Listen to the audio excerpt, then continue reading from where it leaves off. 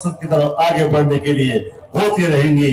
हम छोटी छोटी तब्दीलियां करते रहेंगे अपनी पॉलिसियों में। हम कभी कार्ड छुपाएंगे, कभी कार्ड दिखाएंगे और तुम जलते रहोगे, तुम यही मूलियां बजाते रहोगे, तुम्हारे पल्ले और कुछ नहीं आएगा।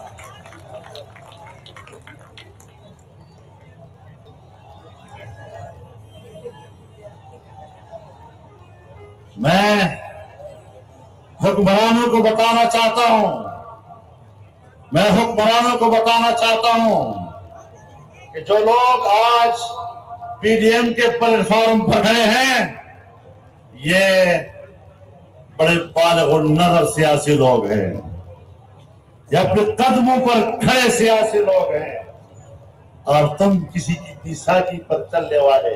तुम्हें तो चलना अभी तक नहीं आया, तुमने कौम को सियासत क्या दे दी।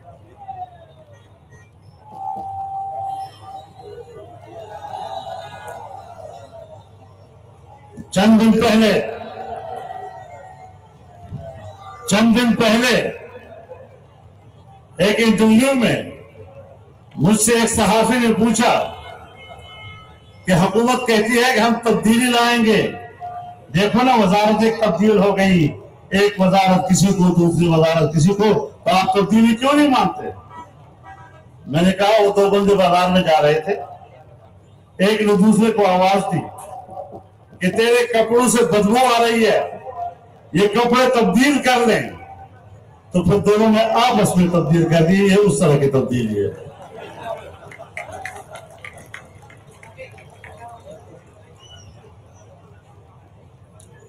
तब्दीली को मजाक बना दिया है इन लोगों ने,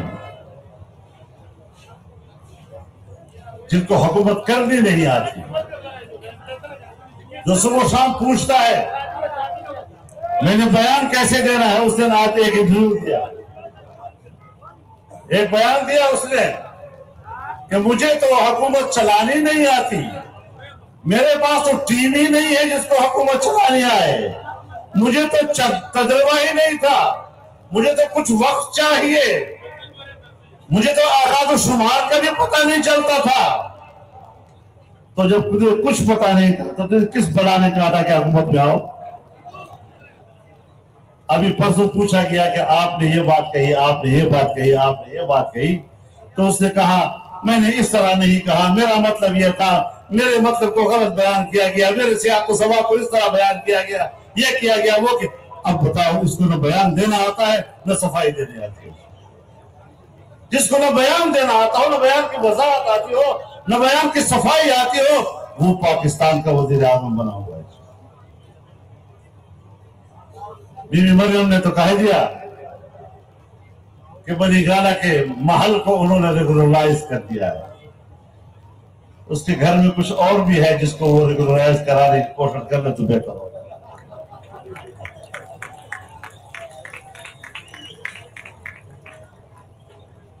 इस कमाश के लोग पाकिस्तान की कौम पर मुसल्लत हमारे लिए गैरत का सवाल है, हमारी मिल्ली हमीयत का सवाल है, कौमी हमीयत का सवाल है। इस किस्म के लोग हम पर मुसल्लत हो और हम बर्दाश्त करते चले जाएं, सवाल ही पैदा नहीं। हमने इनके खिलाफ तहरीक शुरू नहीं की, सियासी लोग इसको तहरीक का नाम देते हैं, ये आम इस्तिरा है। मैं कहता हूं हमने इनके खिलाफ जिहाद शरी का ऐलान किया।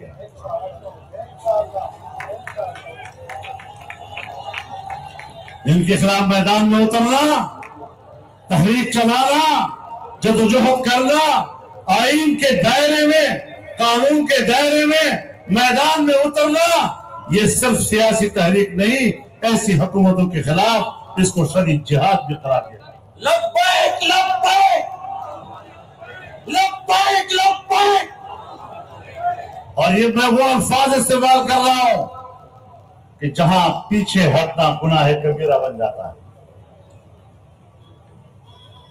कोई गुंजाइश नहीं रहेगी। हमने इंशाअल्लाह कौम को मुत्तहद करना है।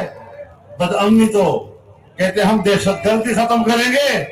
मेरे ख्याल में गुज़श्ता हफ्ते 10 दिन के अंदर पहली मर्तबा पाकिस्तान की तारीख में बैक वक्त 5 से ज्यादा डकैतियां इस्लामाबाद के अंदर हुई और नौजवान मजलूम को 22 गोलियां मारकर क्यों शहीद किया गया? यह है इंसानियत का कदर, यह है इंसानों का हक। कहां गया इंसानियत का हक? कहां चला गया? इंसानी हुकूक के इदारे क्यों गुम हो गए?